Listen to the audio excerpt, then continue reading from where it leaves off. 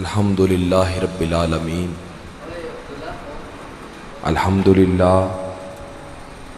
للہ وکفا والسلام علی عبادہ الذین اصطفیٰ خصوصاً علی سید مرد آدم وخاتم الانبیاء وعلی آلہ المجتبیٰ وکنبل اتباعہ وصدیقین والصالحین والشہداء اما بعد فاعوذ باللہ من الشیطان الرجیم بسم اللہ الرحمن الرحیم اہدنا الصراط المستقیم صراط الذین انعمت علیہم آمنت باللہ صدق اللہ العظیم وبلغنا رسولہ النبی الکریم الرحیم الرؤوف الرحیم نحن علی ذلک من الشاہدین والشاکرین ان اللہ وملائکتہ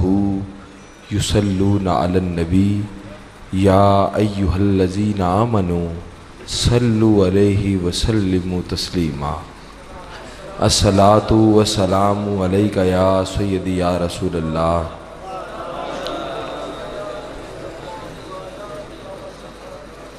الصلاۃ والسلام علیک یا سیدی یا نبی اللہ الصلاۃ والسلام علیک یا امام المتقین الصلاۃ والسلام علیک یا سید الانبیاء والمرسلین الصلاۃ والسلام علیک یا محمد الرسول اللہ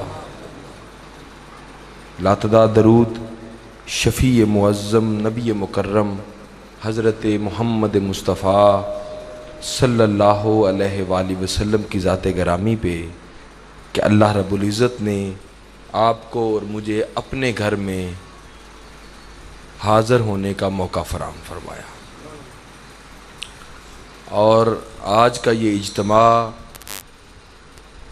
عرس پاک سید عبداللہ شاہ گیلانی رحمۃ اللہ علیہ آپ کی یاد میں منعقد ہے۔ ان کی خاندان، ان کے رشتہ دار، عزیز و اقارب، دوست، ان کے مریدین، ان کے متوسلین، ان سے محبت کرنے والے آج اور میں جمع ہیں۔ دعا ہے کہ ہمیں اولیاء و صوفیاء کی معیت نصیب فرمائے۔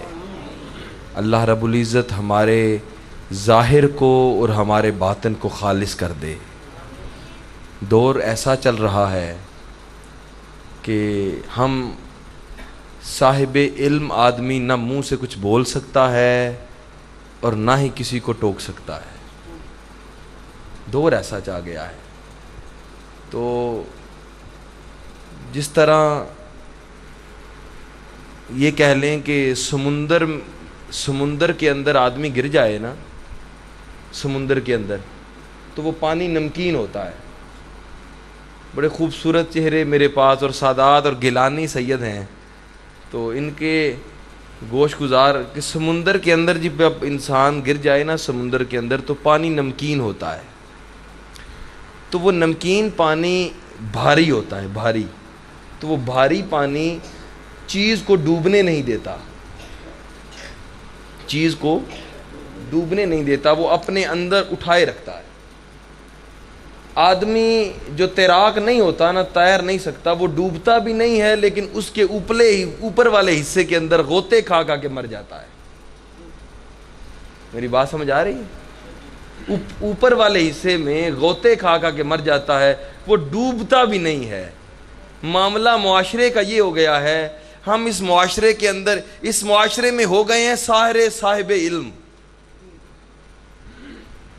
سارے صاحب علم ہو گئے ہیں، اور سارے صاحب علم، اور اتنے صاحب علم ہو گئے ہیں کہ جس طرح وہ سمندر کا پانی جو ہے وہ بھرا ہو جاتا ہے تو اس کے اندر جب چھلانگ لگاتے ہیں تو ڈوبتا کوئی نہیں ہے اور تیرتا بھی کوئی نہیں ہے، بس اس کے اندر ہجکولے کھاتے کھاتے موت آ جاتی ہے۔ معلوم نہیں ہوتا، جو پوچھنے والا اور سمجھدار بندہ پوچھے جی مرا کیسے تھا، اس نے کہا پتہ نہیں، ڈوبا تو نہیں تھا، میں تو اوپر ہی سے دیکھ رہا تھا۔ بس اسی طرح ہمارے وجود کا ظاہر اور باطن ہو گیا ہے۔ ہم اپنے ظاہر کے اندر کچھ اور ہیں اور ہم اپنے باطن کے اندر کچھ اور ہیں. آج ان کا عرس پاک ہے. ان کے خاندان، ان کے آباء و اجداد میں حضور سید عبد القادر جیلانی رحمۃ اللہ علیہ، آپ کے روضہ مبارک کے بالکل قریب ہی، بالکل تھوڑے فاصلے پر ہی حضرت امام غزالی کا بھی دربار ہے، قریب. تو حضرت امام غزالی اپنے دور کے بہت بڑے عالم ہوا کرتے تھے، اور میں روایات میں پڑھا ہے کہ کم و بیش آج کل 2000 3000 یا 5000 لوگوں کا اجتماع کرنا آسان ہے شہروں کے اندر.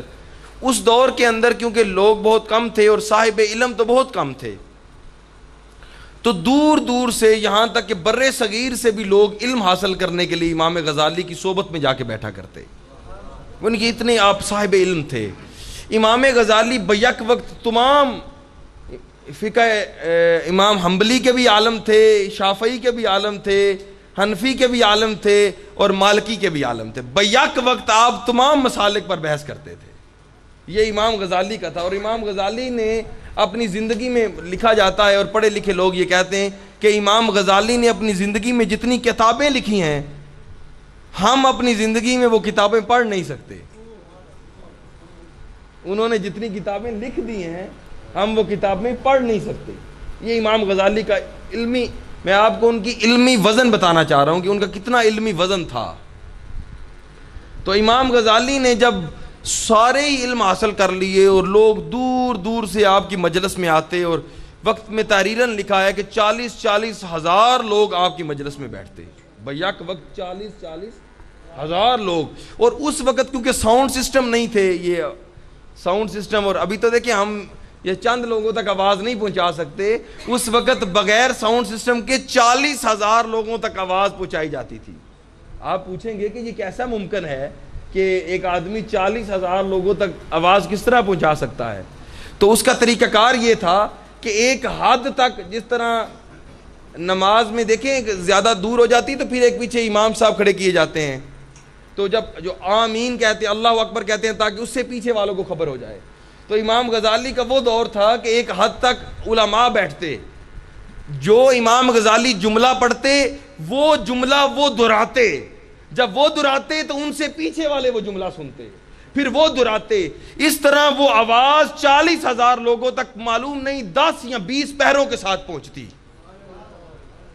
یعنی امام غزالی کا ایک جملہ سننے کے لیے لوگ صبح سے شام تک ہماتن گوش ہو کر، خاموش ہو کر سنتے رہتے کہ کون سا نیا جملہ آئے گا جو ہماری زندگیوں کی کایا پلٹ دے گا.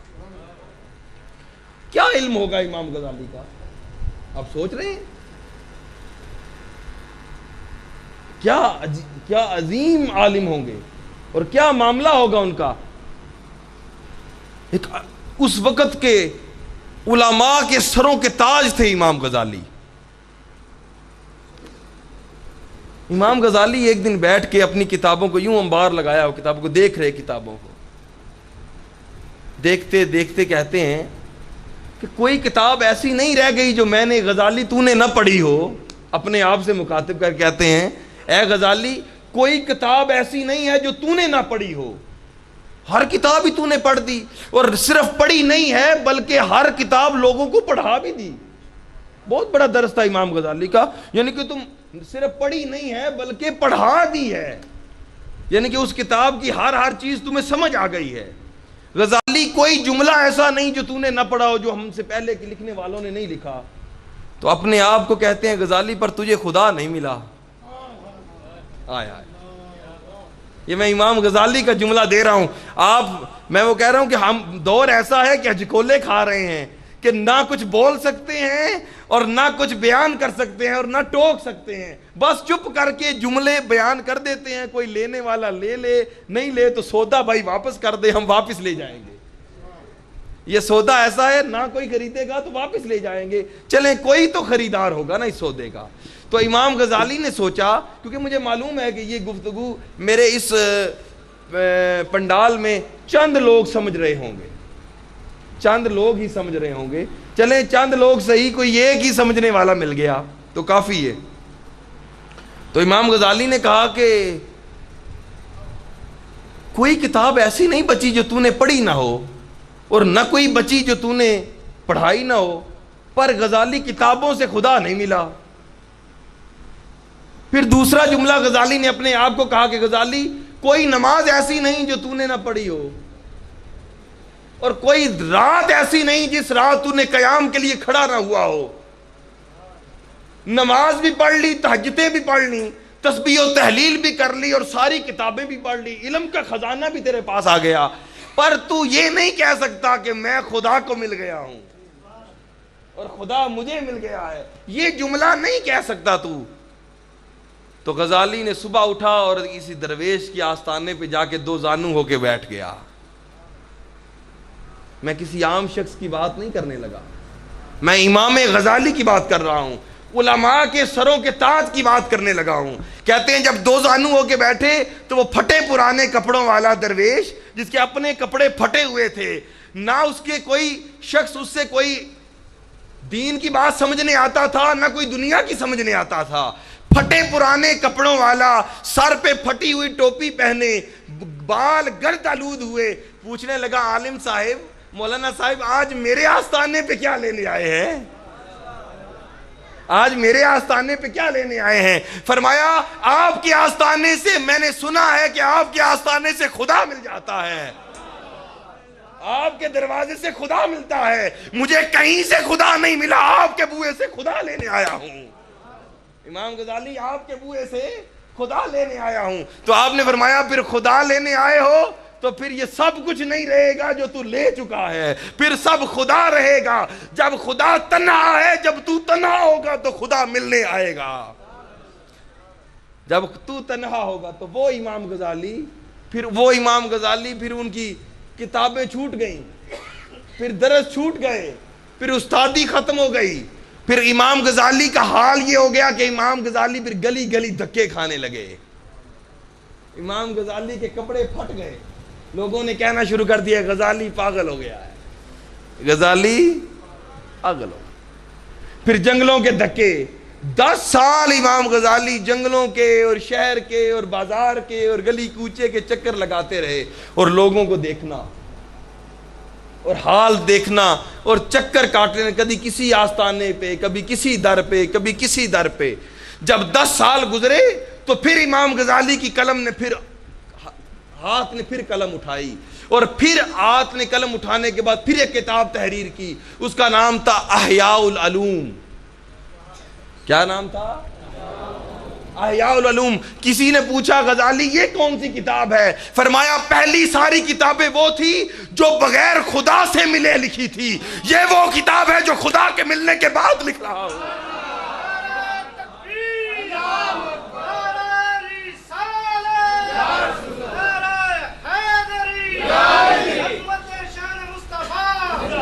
فرمایا پہلی کتابیں خدا سے ملے بغیر لکھی تھی، یہ کتاب خدا سے ملنے کے بعد لکھ رہا ہوں. فرمایا یہ کیا ہے؟ فرمایا یہ وہ علم ہے. احیاء العلوم کہتے ہیں غیب ہو جانے والا علم، چھپ جانے والا علم، ختم ہو جانے والا علم. فرمایا وہ علم جسے لوگ پڑھنا چھوڑ گئے ہیں میں وہ لکھ رہا ہوں. جو لوگ پڑھنا چھوڑ گئے ہیں میں وہ لکھ رہا ہوں. فرمایا کیسے ملا؟ فرمایا جب خدا سے ملا تو اس نے مجھے یہ علم دیا ہے. جب خدا سے ملا تو اس نے مجھے. تو عالم یہ ہے کہ یہاں پر تو خدا سے ملنے کا طالب ہی کوئی نہیں ہے، خدا سے ملنے کا طالب ہی. تو اس لیے خدا سے ملنے کا کوئی طالب ہو تو اسے احیاء العلوم پڑھنا پڑے. یہاں پہ تو خدا سے ملنا ہی کوئی نہیں چاہتا. میں تو کہتا ہوں یہاں سے تو میں عموماً کہا کرتا ہوں یہاں پہ تو ہیں سارے جنت کے طالب، یہاں تو سارے بیٹھے ہیں جنت کے مسافر، خدا کا مسافر کوئی نہیں بیٹھا. اس کی یاد کا، اس کی دیدار کا، اس کے تڑپ کا، اس کے لگن کا، اس کی وہ کوئی اور معاملہ ہے. حضرت سلطان العارفین برہان الواصلین فرماتے ہیں، آپ کہتے ہیں کہ دنیا کا طالب مثل کتا ہے. دنیا کے طالب کون ہے؟ کتا، کتے کی طلب، کتے کی خصلت والا. فرمایا جنت کا طالب مثل عورت ہے. اور فرمایا خدا کا طالب مثل مرد ہے. ہم میں سے مرد کون کون ہیں؟ وہ میاں محمد بخش رحمۃ اللہ علیہ نے فرمایا مرد ونگارے کدی نہیں ہارے. مرد ونگارے جس کو کسی مرد کی نگاہ لگ جائے. فرمایا بادشاہ سلطان صاحب فرماتے ہیں لکھ نگاہ جے عالم ویکھے اکو ایک نہ تارے ہو, ایک نگاہ جے کامل ویکھے لکھوں لکھاں تارے ہو. یہ ہے. اور آج ہم جس عرس پاک پر آ بیٹھے ہیں یہ ہے حضور شیخ کل, جن کی اولاد کی آج ہم بات کر رہے ہیں وہ ہے حضور شیخ کل, پیران پیر, پیر دستگیر, جن کو تو انہوں نے بھی پیران پیر لکھ لیا جو پیروں کو نہیں مانتے تھے. انہوں نے بھی پیران پیر لکھ لیا. اور میں آپ کو میں ریکارڈڈ بات کر رہا ہوں, ان کے حضور شیخ عبد القادر جیلانی بغدادی رحمۃ اللہ علیہ, آپ کے سامنے تو شیطان نے بھی ہاتھ باندھ دیے تھے. آگے شیطان نے بھی کہا تھا کہ بابا میں عبادتوں میں بڑا کمال کر چکا ہوں پر تیری جیسی عبادت تو میں شیطان بھی نہیں کر سکا. تو عبادتوں میں اللہ, تو ریاضت میں اللہ, تو خالصیت میں اللہ. اور شیطان آپ کے سامنے ہاتھ باندھ کے کہنے لگا اے عبد القادر تجھ جیسا انسان میں نے نہیں دیکھا, تجھ جیسا انسان میں نے بھی نہیں دیکھا. وہ سیدنا عبد القادر جیلانی بغدادی رحمت اللہ علیہ, آپ کا کیا شایان شان تھی. اور میں سمجھتا ہوں کہ آج ہم ان کی اولاد کے عرس پاک پر جمع ہیں, یہ آپ کی خاص فیضان ہے آپ کا اور مجھ پر. ہمیں نظر نہیں آیا, وہ چیزیں ہمیں نہیں نظر آتی, ہمارے قلوب و اذہان پر محسوس ہوتی ہیں, ہماری روحانیت میں اترتی ہیں. معاملہ یہ ہے نہ کوئی روحانیت کو جانتا ہے نہ قلوب و اذہان کو جانتا ہے. بس چلیں جتنا کچھ جانتے ہیں اتنا کچھ بات کر لیتے ہیں. تو معاملہ یہ ہے کہ حضور سیدنا غوث الثقلین حضور غوث پاک رحمۃ اللہ علیہ کی اولاد کے عرس پاک پر جمع ہیں. اس نیت سے بیٹھیں کہ حضور غوث پاک کی نگاہ کرم ہو جائے, آپ کی نگاہ عنایت ہو جائے, بیٹھنا ہمارے لیے توشہ آخرت ہو جائے. میری بات میں آپ کو گیلانی سادات کے حقیقت میں اس عرس پاک پر حضور غوث پاک کے عرس پاک پر وہاں حاضر تھا. تو اس وقت بغداد میں میرا کوئی جاننے والا نہ تھا, کوئی جاننے پہچاننے والا نہیں تھا. رات کے 2 بجے کا وقت تھا. قدرتاً میں نے اپنے ہوٹل سے جب نکلا تو میں اوور کوٹ لینا بھول گیا. پتلا سا سویٹر میں نے لیا ہوا تھا اور چادر میرے پاس تھی. ٹھنڈی ہوا چل رہی تھی, رات ٹھنڈی تھی اور اتنی زیادہ ٹھنڈی رات تھی کہ تیز ٹھنڈی ہوا چل رہی تھی. رات کا تقریباً 2 سے 2:30 بجے کا وقت تھا اور میں حضور غوث پاک کے گنبد کے بالکل سامنے سین کے اندر یوں کپڑا لے کر بیٹھا ہوا تھا اور کوئی میرا جاننے والا وہاں نہیں تھا. تو وہ چادر آہستہ آہستہ وقت کے ٹائم کے تھوڑی دیر بعد نا وہ ٹھنڈی ہو جاتی ہے, تو چادر کے اندر سے میرا وجود یخ ہونا شروع ہو گیا. آہستہ آہستہ ٹھنڈا ہو گیا میرا وجود. اب وہاں سے میرا ہوٹل بڑا دور تھا, ہوٹل جا نہیں سکتا تھا. ابھی تک جس وقت سے میں حضور غوث پاک کے آستانے پہ آیا تھا تو میرے منہ سے کوئی دعا تو نکل نہیں رہی تھی. یہی حسرت کافی تھی کہ اے انسان تجھ جیسا گندا مندہ غوث پاک نے اپنے بوئے پہ بلا لیا. نعرہ تکبیر, نعرہ رسالت, نعرہ حیدری, نعرہ غوثیہ.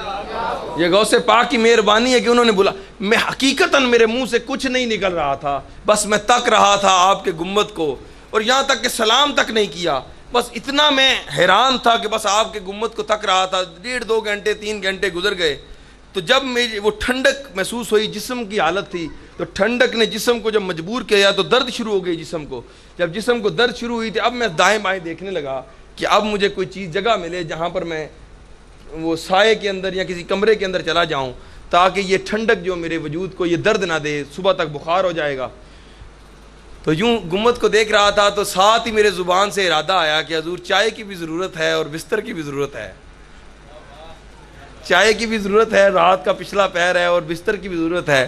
جانتا میں کسی کو نہیں ہوں لیکن آپ تو سب کو جانتے ہیں. میں تو کسی کو نہیں جانتا لیکن آپ تو سب کو جانتے ہیں، حضور آپ ہی کچھ کرتے ہیں، اب میں کس کے پاس جاؤں اور کہوں مجھے بستر دے دے۔ اسی اسنا پر تھی کہ ایک آدمی نے آواز دی جس آدمی نے چائے پینی ہو وہ ادھر آ جائے۔ ابھی وہاں چائے پینے گیا، وہاں سے کپ چائے کا لیا، واپس آیا تو ایک بندے نے کہا جی یہ بسترا خالی پڑا ہے، آپ نے بیٹھنا ہو تو اس بستر میں بیٹھ جائیے گا۔ تو میں نے کہا بس جو میرے دل کی خواہش کو سن رہے ہیں وہ میرا آنا جانا بھی دیکھ رہے ہیں۔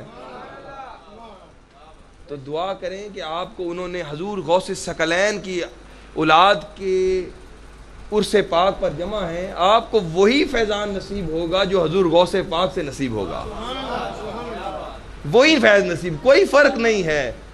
فرق ہوتا ہے ہماری نگاہوں میں، فرق ہوتا ہے ہمارے دیکھنے میں، ہمارے دیکھنے میں لوگوں فرق ہوتا ہے، اصل میں فرق کوئی نہیں ہوتا۔ کسی بندے نے کیا خوب کہا، وہ اپنے وہ ایک گاؤں تھا تو اس کی ریت یہ تھی کہ جب کوئی شادی پہ بیاہ پہ جاتے تو وہ دولہا تیار ہوتا اور مسجد میں آ کے مسجد کے دروازے کے سامنے دعا مانگ کے چلے جاتے۔ پھر کسی نے شادی بیاہ کے علاوہ کوئی مقدمے پہ جانا ہوتا تو وہ مسجد کے سامنے آتے، دعا مانگتے، یا اللہ میرے کام ہو جائے، چلے جاتے۔ یہ ایک صوفی تھا جس نے یہ ریت ڈالی تھی۔ تو کسی نے پوچھا اس صوفی سے کہ یہ کیا ریت ہے؟ اس نے کہا یہ خدا کا گھر نہیں ہے۔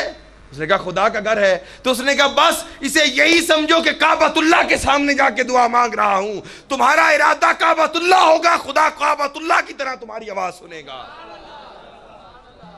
خدا کعبۃ اللہ کی طرح آواز سنے گا۔ اور اگر نہیں خیال کرو گے تو کعبۃ اللہ جا کے بھی دیواریں ہی دیکھو گے، وہاں پہ بھی جا کے دیواریں ہی دیکھو گے، اور گنبد خضرا پہ جا کر بھی دیواریں ہی نظر آئیں گی اور کچھ نہیں نظر آئے گا۔ اور اگر تمہارا تخیلات و تصورات محبت حضور کے ساتھ جڑ گئی تو پھر یاد رکھنا جہاں مرضی رہو حضور کے پاس رہو گے، جہاں مرضی رہو حضور کے۔ لو جی دوستو، یہ ماہ مبارک جس میں ہم بیٹھے ہیں، تو ابھی دوستوں نے بڑی باتیں کی اہل بیت رسول کے بارے میں، اصحابہ رسول کے بارے میں، سب کے بڑے مقام ہیں۔ میں تو کہتا ہوں ان کے تو ولیوں کے بڑے مقام ہیں، ان کے تو غلاموں کے بڑے مقام ہیں۔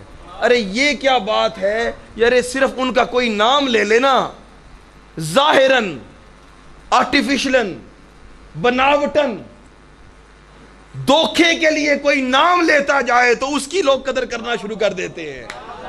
وہ اصل میں کیا ہوں گے؟ بناوٹ والا صرف بناوٹی نام لیتا ہے۔ ارے ان کی نام کی تاثیر یہ ہے، نام کی تاثیر یہ ہے کہ لوگ اس کا حیا کرتے ہیں، وہ ذات میں کتنے عظیم ہوں گے۔ مولانا روم کی مثنوی میں ایک شعر ہے بڑا پیارا، تو مثنوی میں وہ کہتے ہیں کہ جب تمہیں کوئی کہتا ہے ذلیل، جب تمہیں کوئی ذلیل کہتا ہے یا بے غیرت کہتا ہے تو تمہیں تکلیف کیوں ہوتی ہے؟ گفتگو بڑی کہتے ہیں کوئی تمہیں اگر کوئی ذلیل کہہ دے، ذلیل بے غیرت کہہ دے تو تمہیں تکلیف کی ہوتی ہے؟ ذلیل کے تو زے لام یہ لام چار لفظ ہی تو ہیں،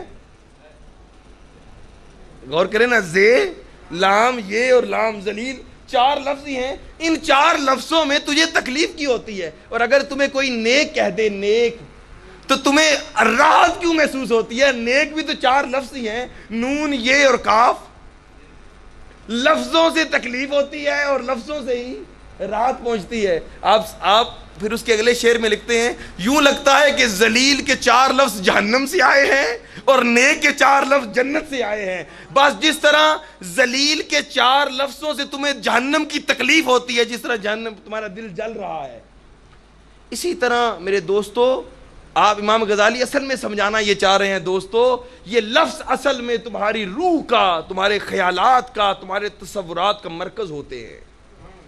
اگر نہیں سمجھو گے تو لفظ ہوں گے، سمجھو گے تو یہی تو کائنات ہوگی۔ سمجھو گے، ہاں حضور کو جو سمجھ گئے وہ صدیق و فاروق بنے، جو نہ سمجھے وہ ابو جہل و ابو لہب بنے۔ ورے مصطفیٰ کو تو تک رہے تھے، جو اپنے جیسا سمجھتے رہے وہ اپنے سے ایسا جانتے رہے کہ یہ بھی چلتے ہیں، یہ بھی بولتے ہیں، یہ بھی باتیں کرتے ہیں۔ جو اپنے جیسا جانتے رہے، جو اپنے جیسا سمجھتے رہے، وہ ابو جہل و ابو لہب رہے۔ اور جنہوں نے کہا یہ چلتے ہیں لیکن ان کے چلنے میں فرق ہے. جب یہ چلتے ہیں تو بازار بھی خدا کی بارگاہ میں شکر کرتا ہے. جب یہ بولتے ہیں تو ہوا بھی شکر کرتی ہے کہ حضور نے کچھ ہمارے درمیان بھی لفظ بولے ہیں. بس لفظوں کی قدر نہ سمجھو گے تو کچھ نہ پاؤ گے. اگر سمجھ جاؤ گے تو سب چیز لفظوں میں میسر آ جائے گی. اگر یہ سمجھ کے بیٹھو گے کہ ہم غوث الثقلین کی اولاد کے ختم میں بیٹھے ہیں, ہماری روح میں مہربانی فرما دیں, خدا جانیے گا یہاں بیٹھے تمہیں بغداد سا لطف آئے گا. بیٹھے یہاں ہوگے لطف بغداد سا آئے گا. اور اگر نیت میں تخیل میں دیکھیں, آپ ذرا سمجھیے گا. میں آپ کو ابھی ایک اور وادی, ابھی تو تقریر کی نہیں میں تو آپ کو آج کل کا یہ جو ماحول ہے, سخت ماحول ہے, اللہ جانتا ہے میں پتہ نہیں فٹ نہیں ہوتا اس ماحول میں, اور معلوم نہیں کہ میں فٹ ساری عمر نہ ہوں. ہمیں دب تھئی میں لگا دیا گیا ہے. خدا جانتا ہے پہلے لوگ عاشق ہوتے تھے, پھر نعت خوان ہوتے تھے. پہلے لوگ عاشق ہوتے تھے, دیوانے ہو جاتے, پھر دیوانگی کی عالم میں پھر نعت کے. جو میں نعت خوانوں کے خلاف نہیں ہوں, اللہ جانتا ہے خلاف نہیں. اصل میں معاملہ یہ ہے کہ ہمیں ایسے ڈھور پر چلا دیا گیا ہے, نہ کوئی سمجھ. اب تو یہ جو نئے جوان, یہ جو نئے دوست ہیں, اللہ جانتا ہے یہ لفظ پر بھی غور نہیں کرتے کہ وہ کیا کہہ رہا ہے. بس وہ کہتے ہیں کہ اچھی دپ کس کی تھی, اچھی تال کس کی تھی. حقیقت میں اور ثنا خان بھی, اب دیکھیں نا یہ دوست اپنا ساؤنڈ والے, یہ سارا دن نعت محفلوں میں ہوتے ہیں نا, یہ مجھ سے بہتر بتا سکتے ہیں. آپ بھی سارا دن, میں تو ذرا عام فہم لوگوں میں اتنا نہیں بیٹھتا, میرا کم بس اتنا ہی ہوتا ہے. 2-3 جب میں جاتا ہوں تو 1-2 نعت خان کو سنا, اس کے بعد میری گفتگو ہو گئی. تو آپ تو کیونکہ ساری محفلیں سنتے ہیں, تو آپ مجھ سے زیادہ بہتر بتا سکتے ہیں کہ کیا ہے یہ. محبت ختم ہو گئی, وہ پیار نہیں رہا. خدا جانتا ہے مرشد آیا کرتے تھے, پورا محلہ جمع ہو جانا, صرف دیکھنے کو ترسنا. ایک جملہ اگر مرشد نے منہ سے کہہ دیا, پھر ساری عمر زندگی اسی پر عمل گزر جانا. نعت خان کی نعت خانی سننا, حضور کی. وہ کہتے ہیں آؤ نی سخیاں نی رل مل یار دا سیرا گائیے. وہ پنجابی کا ایک شعر تھا, کہتے ہیں اصل میں کیا تھا, آؤ رل کے عاشق حضور کی باتیں کرتے ہیں. اور پرانے میں نے محدثین کا حال پڑھا کہ جب وہ مجلسوں میں بیٹھتے تو حال یہ ہوتا کہ کسی نہ کسی پر وجد طاری ہو جاتا. ساری رات وجد کا عالم یہ ہوتا, کبھی دیواروں کو ٹکریں لگ رہی ہیں, اور کبھی حال کوئی بے ہوش ہو رہا ہے, کوئی ہوش میں آ رہا ہے. جب بڑی دیر گزر جانی تو اس کے بعد پھر منہ میں پانی ڈال کے ہوش دینا اور کہنا آج اس پر مہربانی کر دی میرے حضور نے. نہ کوئی بے ہوش ہوتا ہے, نہ کسی کو مدہوشی آتی ہے, نہ کسی کو شراب کا پتہ ہے, اور نہ کسی کو شراب کا چسکا لگا ہے. یہاں پہ تو بن پیے مست ہو رہے ہیں, نہ مستی کی خبر ہے, نہ مست ہونے کا پتہ ہے. جب بات, کیونکہ یہ نئی پود کو تو یہ باتوں کا پتہ ہی نہیں ہے نا. ہاں یہ بزرگوں سے باتیں کر لیں, شاہ صاحب سے باتیں کر لیں, ان سے باتیں کر لیں, شاعروں سے باتیں کر لیں, وہ سمجھا سکیں گے کہ یہ باتیں کیا ہے. میرے دوستو, آپ کی پتہ نہیں اللہ نے آپ کو اس دور میں بنانا تھا. میں سمجھتا ہوں کہ ہم اس دور میں آ گئے, اس دور میں سب کچھ ہے, پیسہ ہے, دولت ہے, کار ہے, مکان ہے, گاڑیاں ہیں.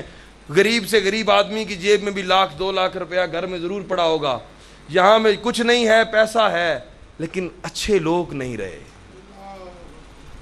اچھی صحبتیں نہیں رہی, اچھے حال نہیں رہے, اچھی باتیں نہیں رہی. ہاں سارے ہی اچھے ہیں, ہم سے تو سارے ہی اچھے ہیں, سارے ہی اچھے ہیں.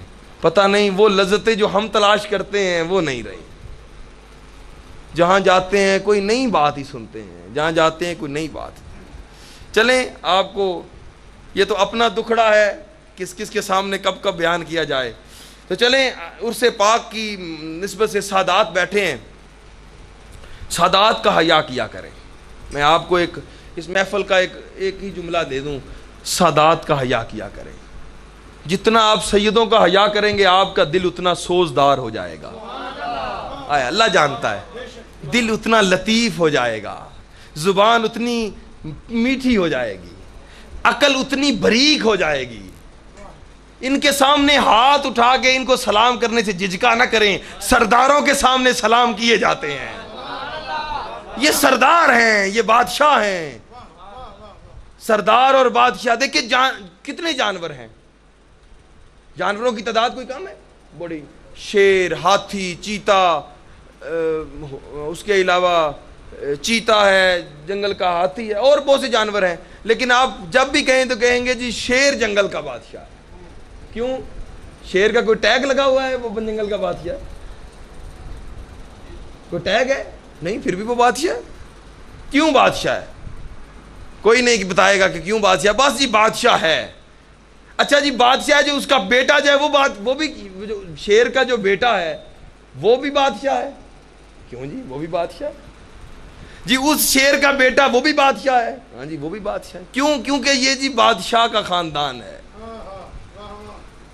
جانوروں میں شیر بادشاہ ہے. ہوا کے اندر اللہ نے پرندے رکھے ہیں تو پرندوں کے اندر شاہین بادشاہ ہے. شاہین پرندوں کا بادشاہ ہے. ایسا ہی ہے نا جی. تو شاہین کا جو بیٹا ہے وہ شاہین کے ہاں جو بیٹا پیدا ہوگا وہ بادشاہ نہیں ہوگا؟ وہ بھی بادشاہ ہوگا. اس کے ہاں جو بیٹا پیدا ہوگا وہ بادشاہ نہیں ہوگا.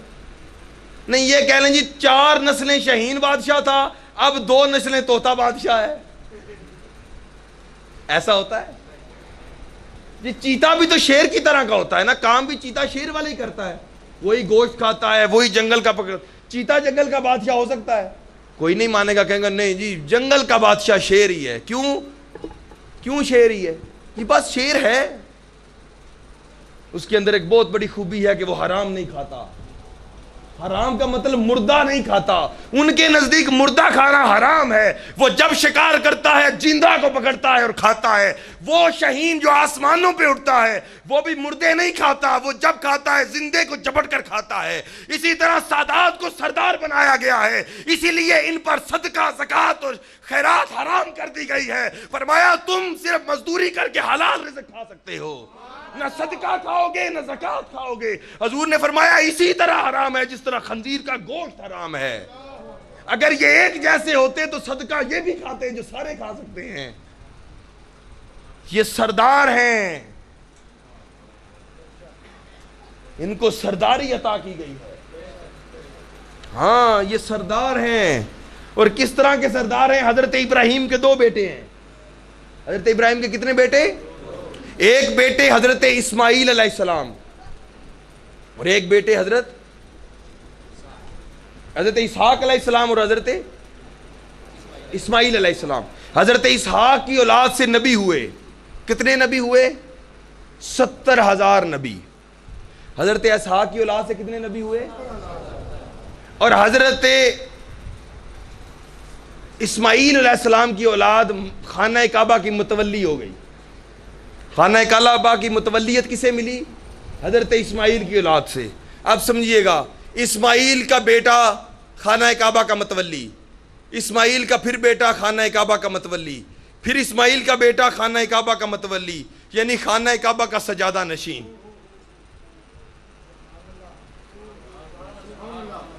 آپ میری جملہ نہیں سمجھے, یہ ایک جملہ کافی ہے میرا, کیونکہ یہ میری تحقیق ہے میں جو بیان کر رہا ہوں. حضرت اسحاق کی اولاد سے بیٹے پیدا ہوئے, پھر نبی, یعقوب نبی, پھر یوسف نبی, پھر نبی, پھر نبی. اس کی اولاد سے نبوت چلتی گئی, اس کی اولاد سے خانہ کعبہ کی سجادہ نشینی چلتی آئی. باپ خانہ کعبہ کا متولی, پھر بیٹا خانہ کعبہ کا متولی, پھر بیٹا خانہ کعبہ کا متولی, پھر بیٹا خانہ کعبہ کا متولی, پھر یہ متولیت چلتی چلتی حضرت عبد المطلب کی پر پہنچی. پھر حضرت عبد المطلب خانہ کعبہ کے متولی, پھر حضرت عبد المطلب کی اولاد میں سے ابو طالب خانہ کعبہ کے متولی, پھر ابو طالب کی اولاد میں سے فرمایا علی تو خانہ کعبہ کا متولی, اور فرمایا جا علی تیری اولاد پھر دنیا پہ بادشاہ بنا دی گئی ہے. نعرہ حیدری حیدری حیدری. فرمایا جاؤ تیری اولاد دنیا میں سردار بنا دی. میں نے سردار نہیں کہا, میں نے حضرت امام حسن اور حسین کو سردار نہیں لکھا. جائیں جا کے تاریخ کی کتابیں پڑھیں, حدیث کی کتابیں پڑھیں. حضرت امام حسن اور حسین کو مصطفیٰ نے نہیں, خدا نے سرداری عطا فرمائی.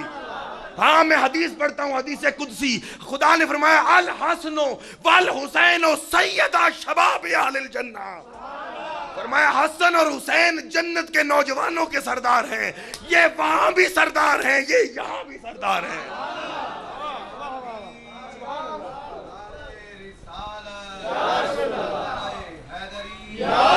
خاتم النبیین کے کندھے ہوں, خاتم النبیین کے سردار نبی کے کندھوں پہ سردار اولاد بیٹھی ہو. آپ منظر کشی نہیں دیکھ رہے؟ سردار نبی, اور جس کے قدموں کے پیچھے نبی ہاتھ باندھ کے کھڑے رہے, جس کے قدموں کے پیچھے نبی ہاتھ باندھ کے کھڑے رہے. کندھے ہوں محمد مصطفیٰ کے, اور ایک کندھے پہ امام حسن ہوں, ایک کندھے پہ امام حسین ہوں. اور امام حسن آرام سے کہیں نانا جان جتنے بھی گھوڑے والے ہیں ان کے پاس تو لگامیں ہیں, ہمارے پاس لگامیں نہیں ہیں. تو آپ نے پوچھا بیٹا لگامیں کرنی کیا ہیں؟ فرمایا لگاموں کو جب کھینچتے ہیں تو گھوڑا اس طرف مڑتا ہے, تو ہماری سواری کی لگامیں کہاں ہیں؟ حضور نے اپنی دائیں زلفیں امام حسن کے ہاتھ میں دے دیں, بائیں زلفیں امام حسین کے ہاتھ میں دے دیں. آپ روایت پڑھ کے دیکھیں, سیدھا گلی میں جا رہے ہوں, امام حسن یہ دائیں زلفیں کھینچتے ہیں, حضور سیدھا جاتے جاتے گلی میں دائیں مڑ جاتے ہیں. پھر امام حسین زلف کھینچتے, آپ بائیں مڑ جاتے. ارے جن کے زلفوں کے ہاتھ سے کائنات کا سردار محمد مصطفیٰ حیا کرے, سرداروں کے سردار کے کندھے پہ بیٹھے, سرداروں کے سردار کے کندھے پہ بیٹھے. اور کیا معاملہ تھا؟ فرمایا جا حسن اور حسین الحسن والحسین سیدا شباب اہل الجنہ. سارے جنتی ہیں اور بڑے جنتی ہیں, پر سردار یہ ہیں کیونکہ مصطفیٰ نے اور خدا نے فرما دیا ہے.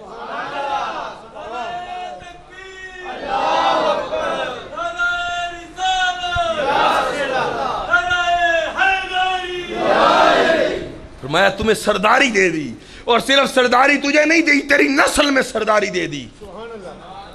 جا تیرا بیٹا, پھر تو سردار, تیرا بیٹا سردار, جا تیرے بیٹے کا بیٹا سردار, جا تیرے بیٹے کا بیٹا سردار. حضور سے پوچھا حضور یہ سرداری کہاں آئے گی؟ فرمایا یہ سرداری جب قیامت قریب آئے گی تب میرا بیٹا, اس کا نام میرے نام پہ ہوگا, اس کے باپ کا نام میرے باپ کے نام پہ ہوگا, اس کی ماں کا نام میری ماں کے نام پہ ہوگا. فرمایا وہ آئے گا تو عیسیٰ اس کی اقامت پڑھے گا, میرا بیٹا اس کی جماعت کروائے گا.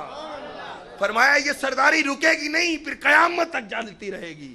میرا بیٹا سردار ہوگا, پھر اس کا بیٹا سردار ہوگا, پھر اس کا بیٹا سردار ہوگا. یہ سرداری چلتی چلی جائے گی اور ایسی چلے گی, پھر قیامت کا یوم آئے گا. پھر روایت ہے حضور کی, فرمایا جب قیامت آئے گی تو کوئی نسل باقی نہ بچے گی جو کہے گی کہ میں فلاں کی نسل کا ہوں. فرمایا ہر قبیلہ ختم ہوگا, ہر نسل ختم ہو جائے گی. فرمایا اس وقت میرا قبیلہ اور میرا نسل باقی رہے گا. نعرہ تکبیر, نعرہ رسالت, کل ایمان, نعرہ حیدری. کون امام حسن اور حسین؟ ان کے والد کی ولادت ہوئی کعبۃ اللہ میں. اب میرا یہ جملہ آج تک آپ نے اس طرح نہیں سنا ہوگا, سنا تو ہوگا لیکن لفظ بدل رہا ہوں میں.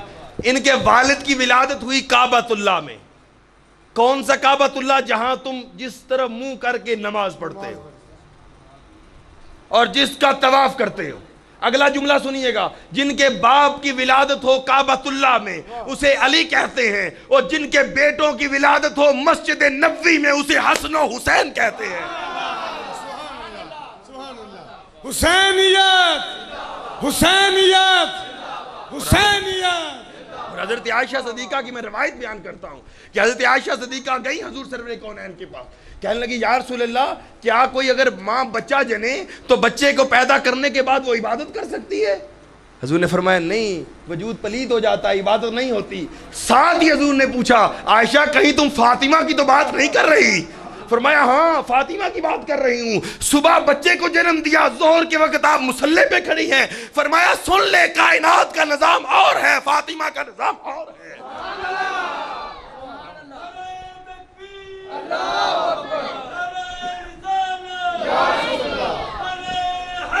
یا علی، فرمایا یہ نظام اور ہے۔ فرمایا کیوں؟ فرمایا نہ اس کے گھر میں پیدا ہونے والا بچہ پلیت ہے، نہ ماں پلیت ہے، نہ جگہ پلیت ہے۔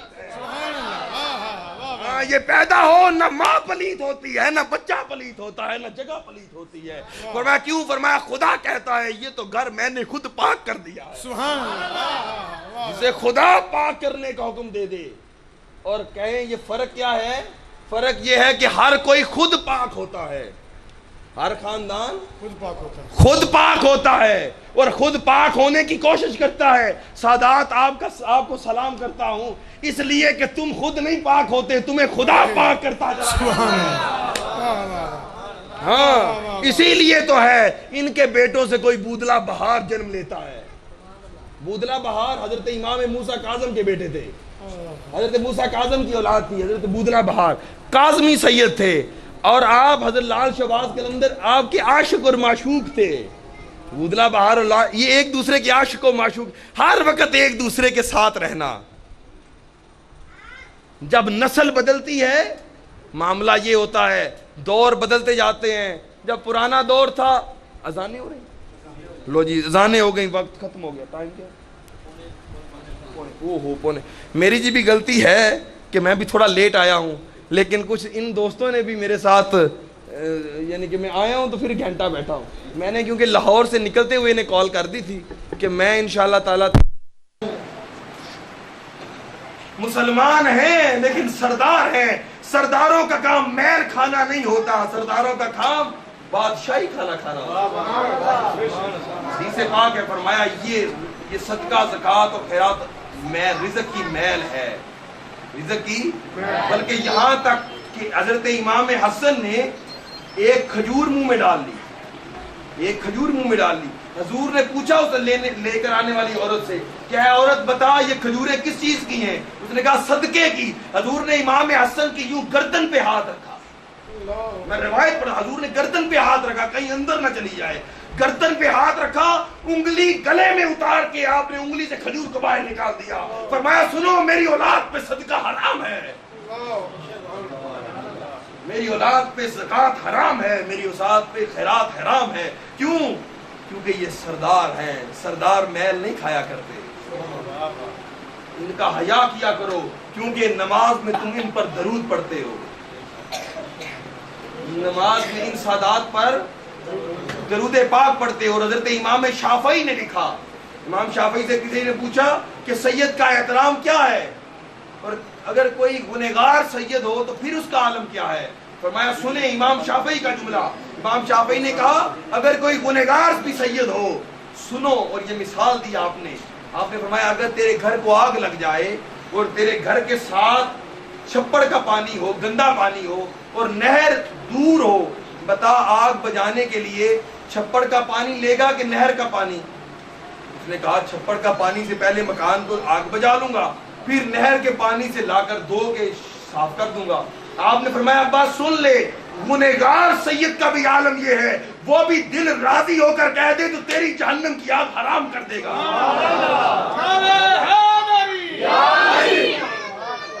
آخری بات اور آخری جملہ، عقیدے کے لوگ بیٹھے ہیں اور یہ عقیدے والوں کے لیے جملہ ہے۔ حضور نے حضرت عمر فاروق کو فرمایا تھا کہ تو جنتی ہے، کس نے فرمایا تھا؟ حضور نے فرمایا تھا۔ حضور کی بات پہ کوئی شک ہو سکتا ہے؟ حضرت عمر فاروق کو شک ہو سکتا ہے؟ آپ کو تو مجھے ہو سکتا ہے کہ ہم تو ایمان کے ڈولے میں ڈول ہیں، آپ کو تو مجھے تو شک ہو سکتا ہے، حضور کو شک ہو سکتا ہے کہ نہیں ہو سکتا؟ نہیں نہ ہو سکتا۔ ایمان کے پختہ اعلیٰ سردار بادشاہ، یہ جی شاہ صاحب یہ والد ہے، یہ مجھے کہیں کہ شاہ جی یہ گلاس ہمارا ہے، یہ آپ لے جائیں۔ شاہ حسین مجھے کہیں، یا یہ ان کے بڑے بھائی یہ مجھے کہیں شاہ جی یہ گلاس ہمارا ہے، آپ یہ گھر اپنے گھر لے جائیں۔ تو 2 گھنٹے کے بعد میں ان کے بیٹے کو بلاؤں، میں کہوں بھائی میں گلاس اپنے گھر لے جاؤں؟ تو ان کا بیٹا مجھے کہے گا جب میرے باپ نے کہا ہے لے جائیں تو مجھ سے پوچھنے کی ضرورت ہے؟ باپ بڑا ہوتا ہے نا جی، باپ کی ملکیت ہے، باپ دے تو بیٹا روک، اگر میں پھر بیٹے سے مانگوں تو پھر کہوں گا یار لوگ وہ کہیں گے عجیب بات نہیں ہے، جب شاہ صاحب نے جو خود دے دیا ہے تو آپ ان سے کیوں مانگتے ہیں؟ حضور کے حکم کا کوئی شک تھا حضرت عمر فاروق کو؟ میرا عقیدہ لے کے جائیے گا جملہ، حضور نے فرمایا تھا اے عمر تو جنتی ہے۔ بتائیں تمام علماء یہ روایت پڑھتے ہیں کہ جب حضرت امام حسین اور حضرت عبداللہ ابن عمر کی آپس میں کوئی چفکلش ہوئی تو حضرت عمر نے کہا یہ کاغذ پہ لکھوا لا کہ ہم تمہارے غلام ہیں، اور روایت ہے فرمایا جب میں قبر میں اتارا جاؤں تو وہ پرچی میرے قبر میں رکھنا۔ باپ نے پوچھا کیوں؟ فرمایا یہ میری بخشش کی نشانی ہوگی۔ جب حضور نے جو کہہ دیا تھا عمر تو جنتی ہے تو حسین سے تصدیق کیوں کروائی؟ کیونکہ جان رہے تھے کہ یہ باپ بھی سردار ہے، بیٹا بھی سردار ہے، یہ باپ بھی سردار ہے، بیٹا بھی سردار ہے۔ سرداروں سے 100 دفعہ بھی چٹھیاں لکھوا لو بےعزتی نہیں ہوتی۔ سرداروں سے چٹھیاں لکھوانے میں بےعزتیاں نہیں ہوتی، سردار سردار ہوتے ہیں، بادشاہ بادشاہ ہوتے ہیں۔ ارے صدیق اکبر سے پوچھو کہ کیوں صدیق اکبر حضرت مولا کائنات کا چہرہ دیکھتے رہتے تھے؟ کیوں دیکھتے رہتے تھے؟ کسی نے پوچھا کیوں دیکھتے رہتے ہو؟ حضرت عائشہ صدیقہ نے پوچھا، فرمایا حضور نے کہا تھا علی کا چہرہ دیکھنا عبادت ہے، ساتھ باتیں کرتا ہوں ساتھ عبادت کر رہا ہوں۔ سرداروں کا چہرہ دیکھنا بھی عبادت ہوتا ہے، سرداروں کا چہرہ دیکھنا بھی عبادت ہوتا ہے۔ ان کی رسید کاٹ کے دینا جنت کی نشانی ہوا کرتی ہے۔ اس لیے آپ کے قریب و جواہر میں نزدیک و دور میں سید ہوں تو ان کا حیا کیا۔ اللہ رب العزت ہمیں اپنی زندگیوں کو، اپنے وجودوں کو اللہ اور اس کے رسول کی محبت میں سرشار فرمائے، اور اس عرص پاک کی اس تقریب کو اللہ قبول و منظور فرمائے۔ وآخر دعوانا ان الحمد للہ رب العالمین۔